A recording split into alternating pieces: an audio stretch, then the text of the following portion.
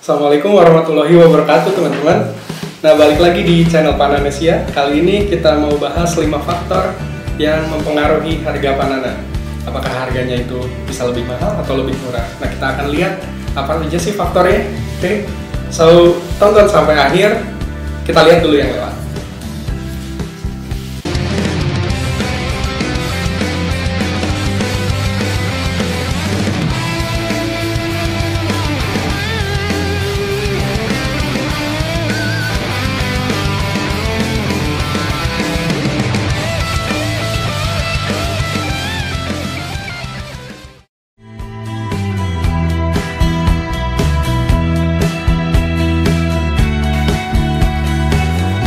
Saya udah ngerangkum 5 faktor yang bisa menentukan harga Panana. Nah, 5 faktor itu apa aja sih? 5 faktor yang saya rangkum ini berdasarkan hasil observasi saya kepada ngeliat postingan-postingan seller yang ngejual Panana. Dan saya nggak akan ngomongin harganya berapa, range berapa, enggak. Cuma saya akan melihat bahwa faktor-faktor ini bisa menentukan harganya. Karena kalau kita ngomongin harganya, range-nya sekian-sekian itu policy setiap seller masing-masing. Jadi saya nggak akan membahas soal itu. Jadi saya hanya akan membahas soal apa sih faktor yang bisa menentukan harganya lebih tinggi atau lebih rendah, seperti itu. Faktor yang pertama itu adalah morph atau genetiknya atau gennya. Nah, si Panana itu bawa gen apa sih gitu. Kita tahu kan ada gen resesif, kemudian ada dominan atau codominant, atau kita tahu ada morphnya albino T negatif, tyrosinase negatif, atau albino tyrosinase positif, atau mungkin disebutnya caramel albino, atau ada juga axanthic, ada juga hypermelanistic dan sebagainya. Nah, morph itu menentukan harga si Panana itu. Misalnya single gene dengan combo genes itu akan lebih mahal. Misalnya hanya albino saja itu akan lebih murah dibanding gene yang combo, seperti misalnya albino axanthic, itu akan lebih tinggi harganya. Jadi morph ini sangat menentukan harga suatu Panana, apakah dia harganya itu murah atau lebih mahal. Yang kedua itu adalah faktor warna si Panana itu. Nah, kalau warnanya cerah, biasanya sih kalau seller jual kalau warnanya cerah itu bakal lebih tinggi dibanding yang biasa aja. Atau misalnya Panana yang ada di sini nih, kalau dia mungkin merahnya lebih cerah, itu akan lebih tinggi harganya. Nah, kalau kita compare misalnya morph satu dengan yang sama, misalnya morph albino dengan albino lagi, tapi albino yang satu itu lebih cerah, lebih eye catching warnanya, maka akan lebih mahal harganya otomatis. Nah, jadi selain morph tadi, warna juga mempengaruhi harga Panana. Atau kita compare lagi, misalnya let's say normal, Panana normal. Kalau yang satu misalnya Teliqua gigas, ada satu yang Teliqua gigas yang warnanya itu kuning hitam biasa, banyak bercaknya gitu. Yang satu lagi Teliqua gigas juga normal, tapi dia lebih bersih dari bercaknya, lebih kelihatan lebih kuning. Maka biasanya seller akan menjual lebih mahal. Nah, itu yang dimaksud warna di sini. Oke, selanjutnya yang ketiga itu patternnya. Nah, atau pola bandit di sini. Nah, kalau misalnya banditnya itu tebal-tebal, biasanya seller menjual lebih mahal.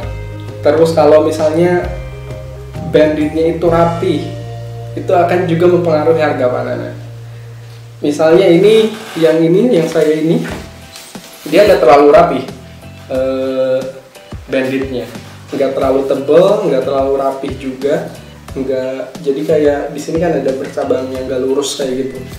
Nah, biasanya kalau yang lurus kayak gitu, itu harganya bisa lebih mahal daripada yang kayak gini.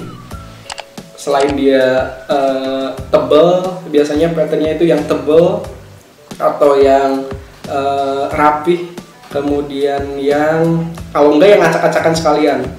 Yang acak-acakan misalnya silang-silang semua itu kan bagus kan kelihatannya, masalahnya ada enggak. Nah, atau misalnya polanya itu yang patternless, yang tanpa ada polanya, yang polosan. Nah, itu akan lebih mahal harganya dibanding yang dengan spek Panana yang sama tapi berbeda ininya, patternnya. Kemudian yang keempat adalah kondisi.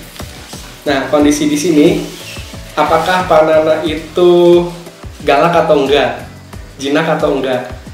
Itu mempengaruhi harga juga, apalagi kalau ada para hobis yang memang pengen Panana yang jinak gitu ya.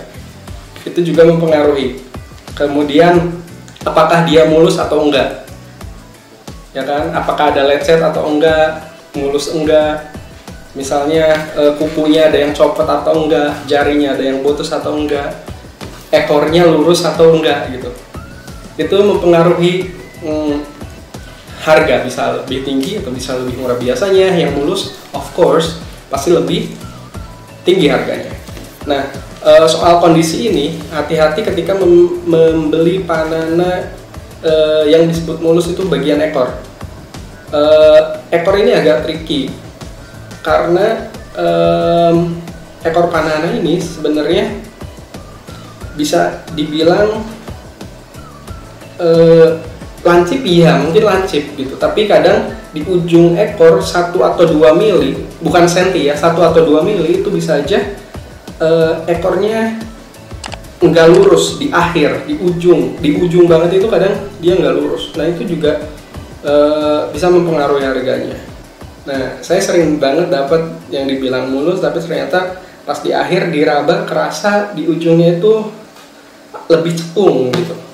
Makanya kalau beli Panana hati-hati, kita cek semuanya, jaritnya, kukunya, oke, kemudian badan, ada lecet apa enggak, ekornya lurus atau enggak, lancip atau enggak, itu perlu dipertimbangkan ketika membeli Panana. Jadi biasanya yang mulus itu akan dijual lebih tinggi harganya. Oh iya, saya juga pernah dulu dapat Panana mulus tapi ternyata di bawah mulutnya ini ada luka sedikit ya, meskipun nggak seberapa sih, nggak kelihatan langsung, tapi menurut saya ya seharusnya kalau ada lecet seperti itu ya bilang, ya kan, bahwa ini ada lecet. Jadi kondisi menentukan harga Panana. Nah, faktor yang terakhir itu adalah apakah Panana itu wild caught, apakah dia captive born, atau dia itu captive bred and born. Nah, itu juga mempengaruhi harganya. Ya kan, apakah dia wild caught? Kalau wild caught kan rentan parasit ya, takutnya bawa penyakit ke kita gitu kan. Kemudian yang wild caught itu bisa jadi galak, ya kan. Saya ada kan beberapa video saya yang menunjukin bahwa Panana wild caught itu galak-galak, meskipun ada juga yang enggak. Kalau dibandingin dengan yang captive born atau yang captive bred and born, apalagi yang captive bred and born, maka dia itu pasti jinak. Sejauh saya breed Panana, ketika dia itu captive bred and born, dia itu pasti jinak. Kayak yang Tanimbar yang saya tunjukin di video sebelumnya, dia itu captive bred and born. Coba bandingin dengan Tanimbar yang wild caught, udah mangap, nyabet-nyabet, ya kan, terus nggak mau diem. Nah, beda dengan yang captive bred and born.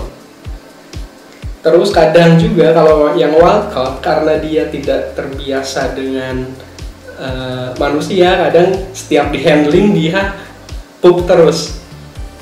Ya, meskipun beberapa ada yang hilang, tapi ada juga yang nggak bisa hilang. Setiap handling pasti pup atau pee gitu.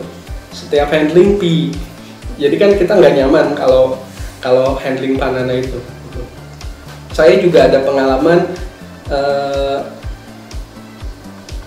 Panana Wildcaught kan kukunya tajam-tajam ya, kukunya tajam-tajam. Terus saya pegang di sini kan, terus cakar bagian tangan sebelah sini, saya nggak ngeh, maksudnya ya udah oke, wajar lah kalau lecet-lecet. Ternyata besoknya itu lecetnya itu bukannya mengering, tapi malah apa ya namanya, timbul dan malah bikin gatal-gatal. Nah, saya rasa Panana yang tadi, yang cakarnya lancip-lancip itu, ya masih ada mungkin bakteri atau virus yang bikin kalau ngegesek luka itu malah bikin nggak langsung sembuh. Nah, itu tadi 5 faktor yang bisa menentukan tinggi atau rendahnya harga Panana. Saya nggak masukin 3 faktor lain yang bisa menentukan harga Panana ini. 3 faktor lainnya ini menurut saya lebih relatif sih dibanding yang 5 tadi. Nah, faktor ini mulai dari Oke, semoga video ini bisa membantu. Jangan lupa komen di bawah, like video ini, dan subscribe Pananesia. So, thank you for watching teman-teman. Wassalamualaikum warahmatullahi wabarakatuh.